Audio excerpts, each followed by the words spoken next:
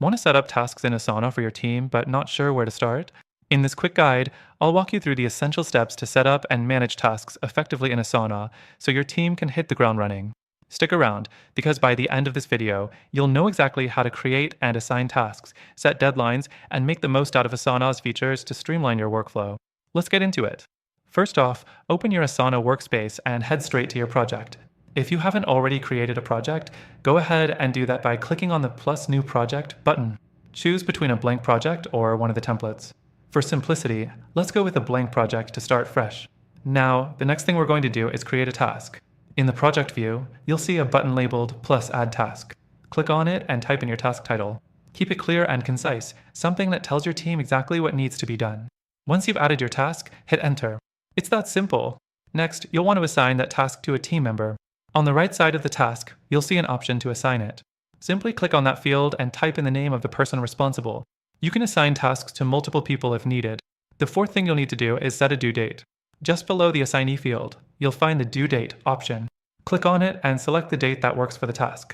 This helps your team stay on track and ensures no deadlines are missed. Next up, let's talk about adding details. In Asana, you can add descriptions to tasks so everyone knows exactly what's expected.